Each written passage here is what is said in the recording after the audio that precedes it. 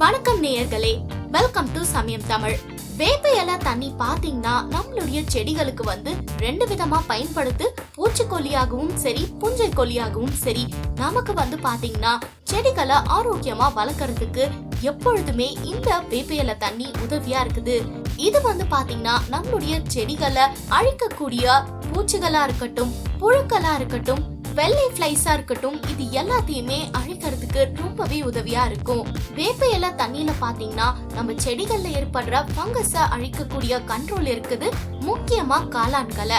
வேப்ப இலையில இருக்கக்கூடிய ஸ்ட்ராங் ஸ்மெல் பாத்தீங்கன்னா பூச்சிகளை அழிக்கக்கூடியது.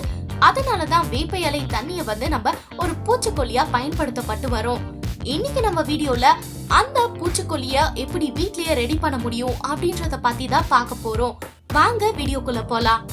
இதுக்கு தேவையான பொருட்கள்: ஒரு பாட்டில் ஸ்ப்ரே, தண்ணீர், பேக்கிங் சோடா, வேப்ப இலை. இந்த பூச்சிக்கொல்லி பண்றதுக்கு முதல்ல நம்ம கிட்ட இருக்கக்கூடிய இந்த வேப்ப இலைய நல்லா வாஷ் பண்ணி எடுத்துக்கலாம். அடுத்தது ஒரு பேன் ஃபுல்லா தண்ணி எடுத்துக்கிட்டு இந்த வேப்ப இலைய அதுல சேர்த்து இத நல்லா 15 இருந்து 20 நிமிஷம் சிம்ல நல்லா பாயில் பண்ணுங்க. இது நல்லா பாயில் ஆகும் போது பாத்தீங்கன்னா இந்த தண்ணியுடைய கலர் பச்சை கலர்ல மாறி இருக்கும்.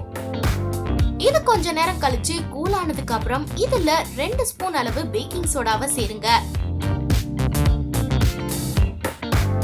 இது நல்லா மிக்ஸ் பண்ணீங்கன்னா இந்த பூச்சிக்கொல்லி மருந்து ரெடி ஆயிடும். இந்த வேப்ப இலை தண்ணீரை உங்களுக்கு தேவையான கண்டெய்னர்ல மாத்தி இதை நீங்க பயன்படுத்தலாம்.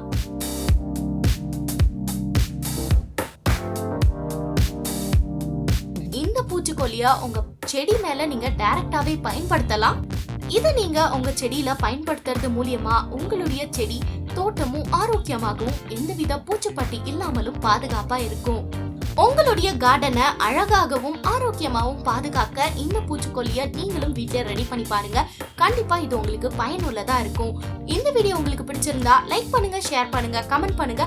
இது போன்ற ஆரோக்கியம் மற்றும் அழகு சம்பந்தமான வீடியோக்களை தொடர்ந்து பார்க்கணும்னு நினைச்சீங்கன்னா மறக்காம சமயம் தமிழ் யூடியூப் சேனலுக்கு சப்ஸ்கிரைப் பண்ணுங்க. கூட இருக்கிற பெல் பட்டனையும் மறக்காம கிளிக் பண்ணுங்க. அடுத்த வீடியோல இன்னும் ஒரு அருமையான டாபிக்கோட சந்திக்கிறேன். நன்றி.